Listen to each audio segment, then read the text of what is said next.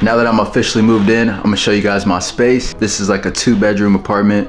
I got my room, and then my girl has her own room. And then we got like a nice big living area, nice kitchen, nice 1 bath. But yeah, this is where I'm gonna be doing everything at now. On my editing stuff right there. Got some decor. Now I got the goat right here and right here. The LeBron Barbie. I got the Stop Doubting Yourself sign from Chicago. Got the OG Stop Doubting Yourself sign.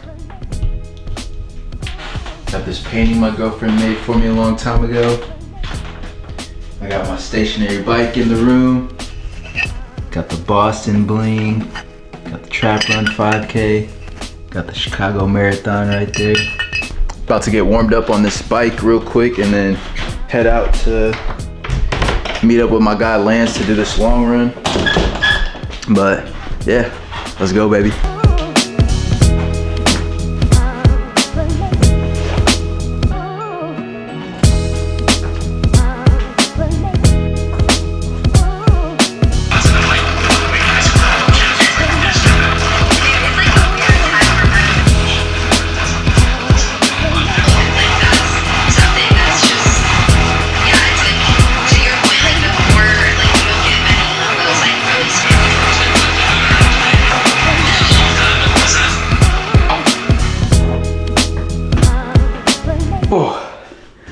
All right, that was a good warm up. I did 30 minutes at like a moderate pace, and then the last 2 minutes was like all out sprint. Sweaty, geared up, ready to go. Probably do some stretches and a little bit of core, and then we'll head to my boy Lance. Let's get it.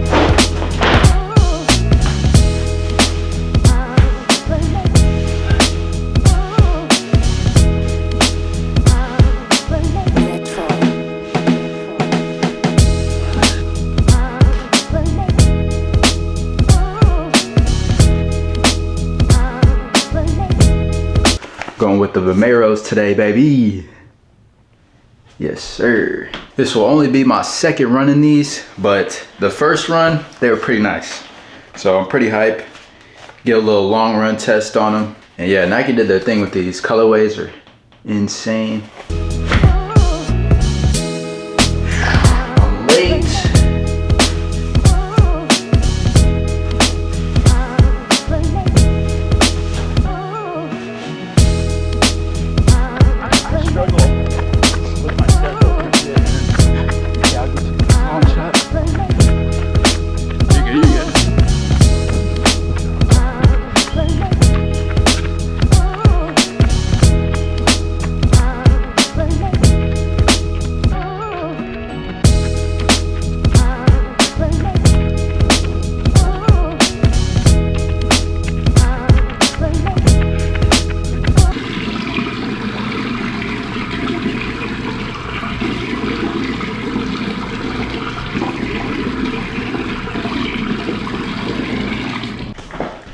All right, I'm back from the run.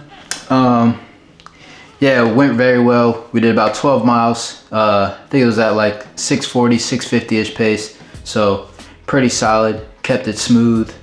It was nice to run with somebody. I do a lot of my training by myself. So very grateful for my boy Lance for letting me run with him. If you're new to this channel, I'm trying to do a segment. Every time I run afterwards, I have this little segment called post-run clarity. And I just kind of like relay things that I was thinking about on my run. So today's run, me and my boy Lance were just talking about like not letting your gifts go to waste. Like for me, running is probably like the thing that I'm the best at, and I just feel some type of way if I don't try to maximize that particular strength of mine. I think a lot of people they take their strengths for granted, and then when it's time to when they finally realize oh, that was a strength of mine, it might be too late in their journey. They might be, older, or they might have too many obligations to really execute on whatever that strength is.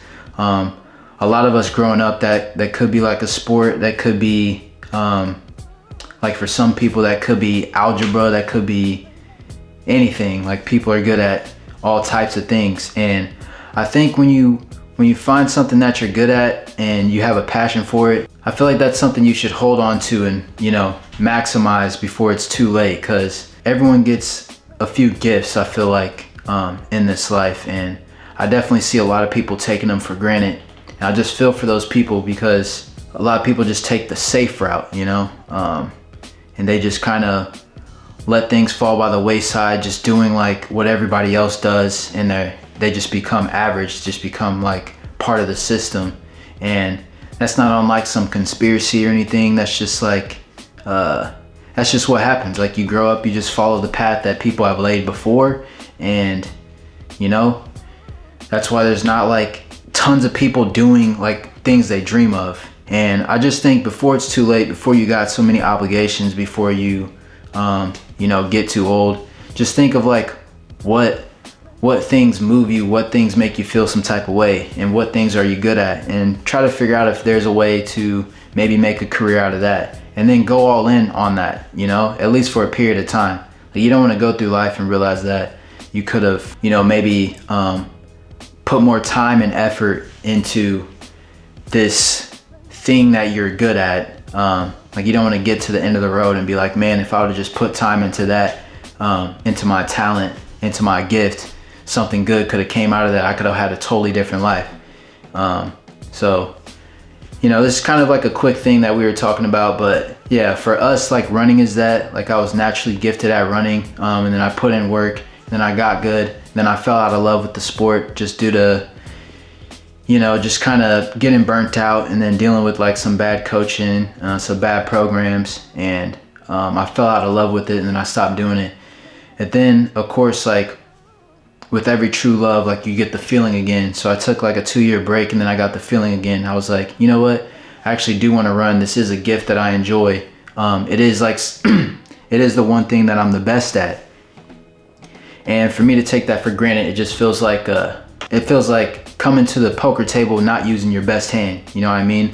Like, you got a stack of cards right here that you know could win the game, and you got another stack right here that will just get you like, that'll make you like a mid-level poker player.